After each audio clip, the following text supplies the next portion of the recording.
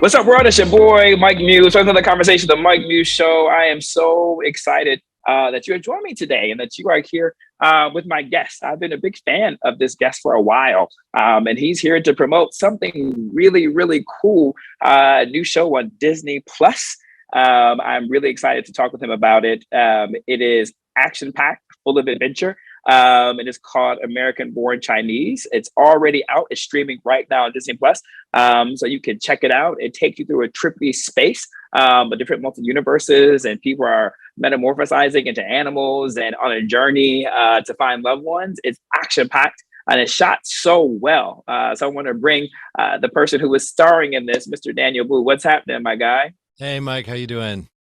Pretty good, man. How you feeling today? Good. I'm really excited to be here. Excited to be talking about the show. It's a great show. I love it. Well, Daniel, you and I had a little bit of time to talk a little bit before we came on air. And I was just talking about how I've been having to cover a lot of breaking news lately. And part of that breaking news I've had to cover has to do with technology and AI, right? And so this show has so much technological aspects to it. I'm just wondering your thoughts just on AI. Do you feel good about it? Are you scared of it? Do you feel like AI is going to make the human race extinct? Just curious. Well, I'm scared of it because of that recent statement that a bunch of AI people released, which was like, be careful that it may lead to human extinction.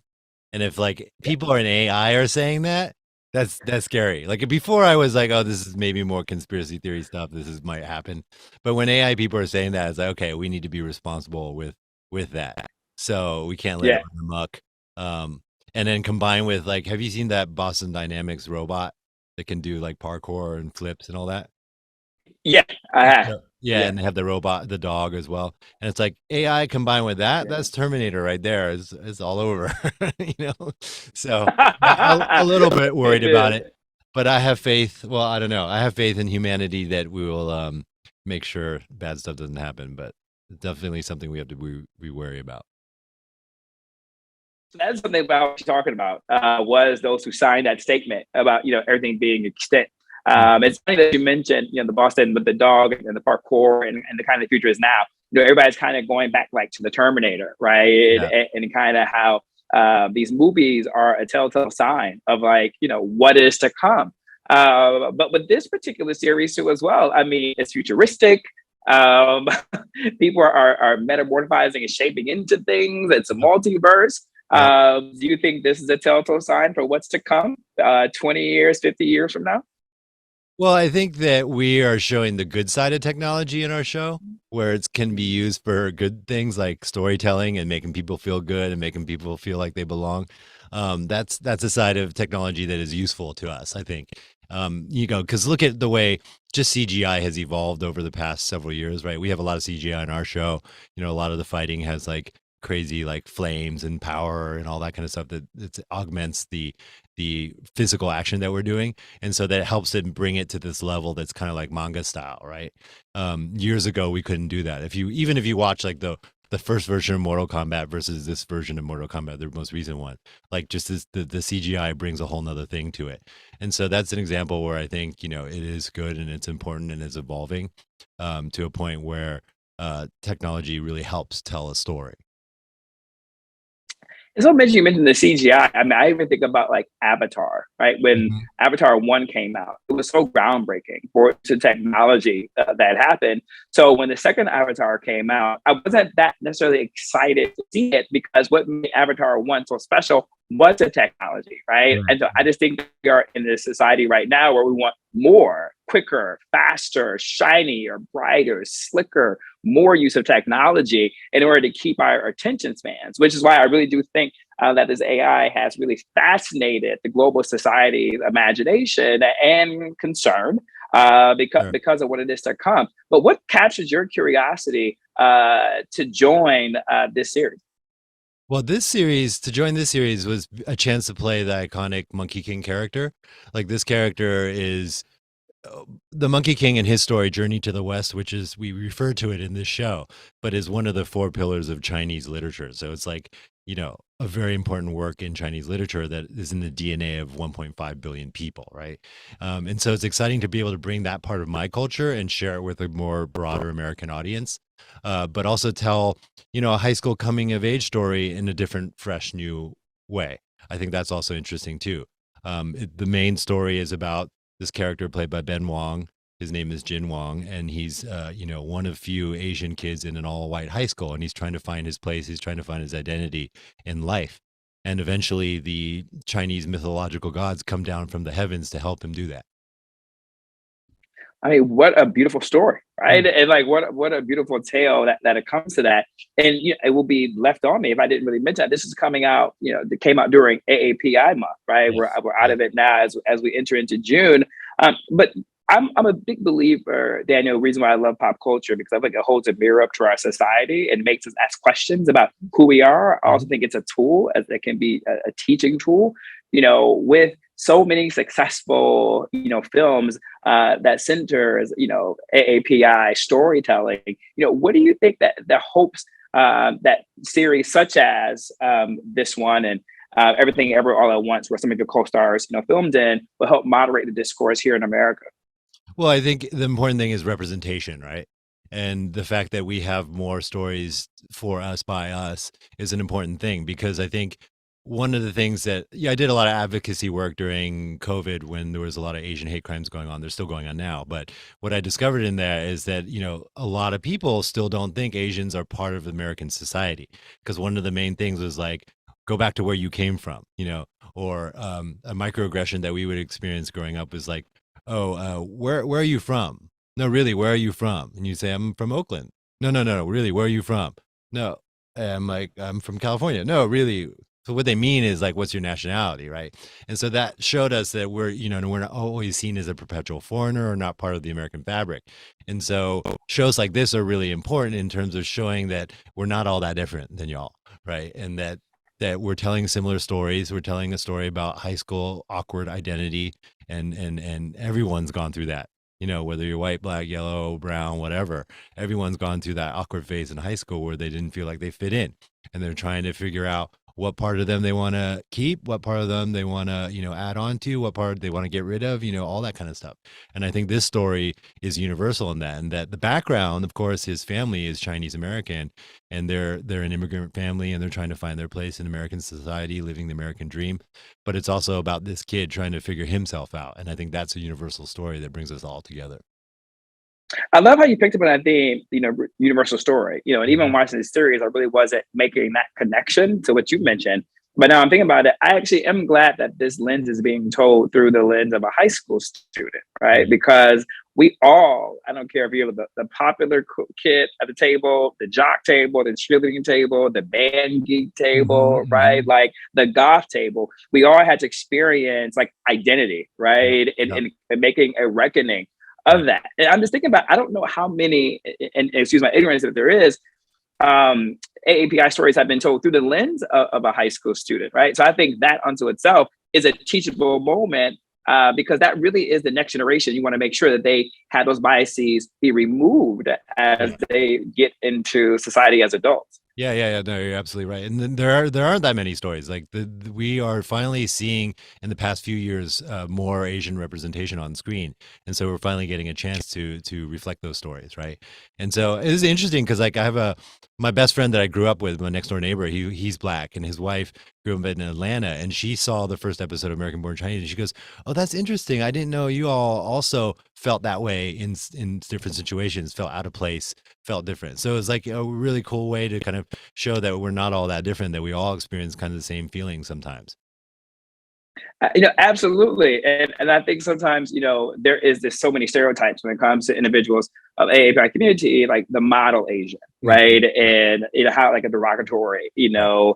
and wedge issue and polarization, that could Mhm. be, Right. as if you don't have feelings or as if you don't have issues or dynamics, right? And Yeah. so I think moments like this is a way of captivating, that side of storytelling, and really that's the beauty for me when Hollywood gets it right is when they tell universal stories. Like the Mhm. black high school kid is a universal American story, right? Like it's just as relatable to other races, white, black, and different, right? And so I'm really glad that this is. Talk to us about like this multiverse. I feel like this is a theme that is kind of coming up lately. That's so hard to write for and to create and to get it right, and you guys nail it Yeah, in we this were series. lucky in that we were able to refer to a multiverse or a different universe that is part of our culture for thousands of years, right? So the idea of integrating the story of the Monkey King into this story, which is actually originally done in the graphic novel by Jean Luen Yang, who wrote the graphic novel American Born Chinese. He was trying to incorporate stuff that was cultural to him, close to him culturally when he was growing up, and make that our superhero.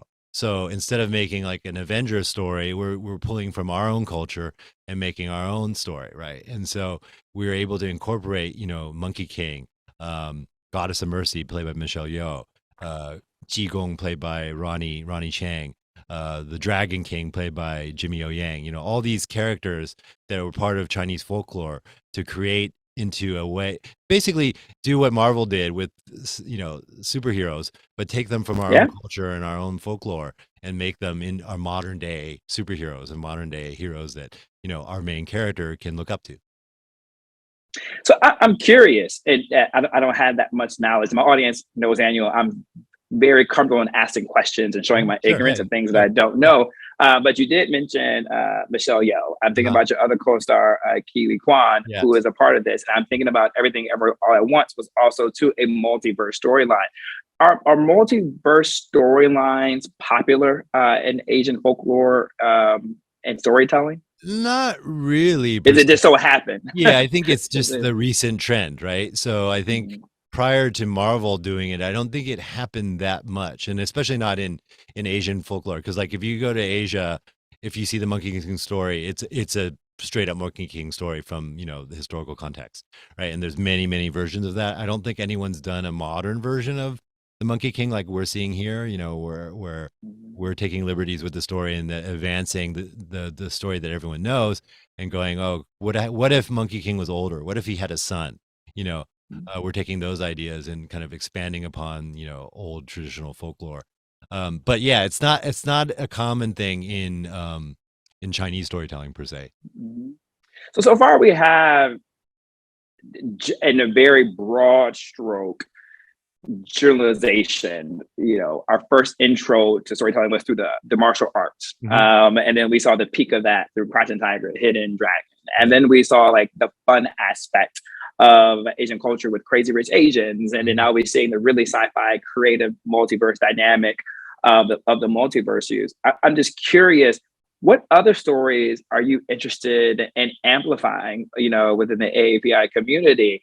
And what I mean by that is I think about, Black storytelling, Black Uh-huh. American Uh-huh. storytelling, right? And we're Uh-huh. so used to seeing stories of like MLK and Malcolm X, right? Which is really great. But I'm more interested like in the hidden figures, right? That people who Right. haven't been discovered yet, and stories that haven't been amplified, Right. right? In the sense of like Madam C.J. Walker, one of the first millionaires of our era, created Hmm. incredible consumer good products, right? Hmm. I'm interested in storytelling like that that hasn't been done.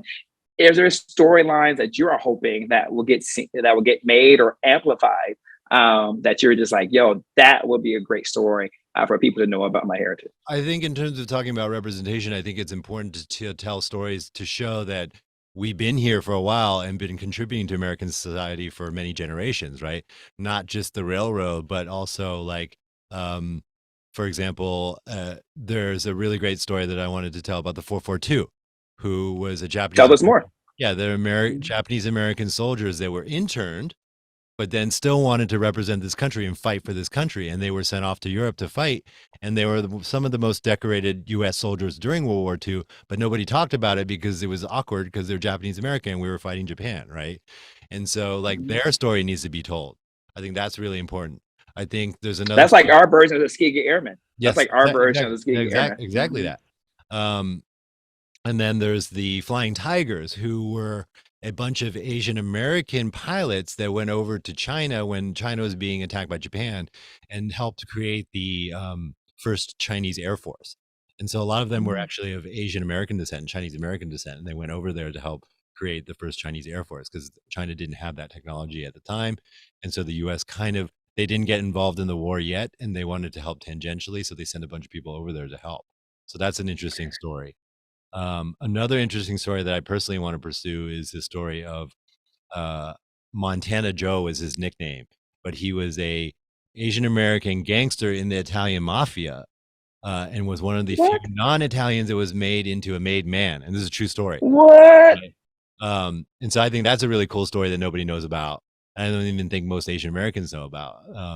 But I knew about that probably for 20 years now. So I've been slowly doing research and finding information to try to make a film about that. Listen to you talk, and I don't want you to get into the politics of this, so Right. just close your ears or don't make a Sure. statement.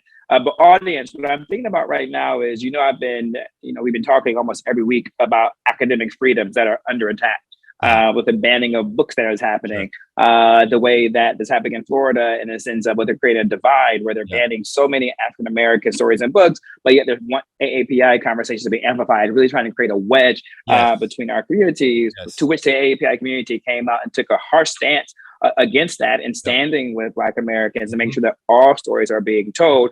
So, Daniel, I just wanted to insert that, and you don't have to respond, but when you were saying these things about the soldiers, in my mind, like, I didn't even know about these things. I consider myself someone who is well read, educated, knows history, but was not familiar with these stories. But for me, that is where I love pop culture, and I hope films and television series fills in the gap as academic freedoms are under attack. That movies and shows like that will help educate the masses on these heroes. Yeah, I agree with you 100%. I think it's crazy. It's a travesty that books are being banned in this country when our country is about freedom of speech and the fact that we are allowed to say whatever we want and write about whatever we want, right? And so to see that happening is terrible. To see the different races, people of color, being pitted against each other is a terrible tactic from systemic racism, and I'm totally against that. And so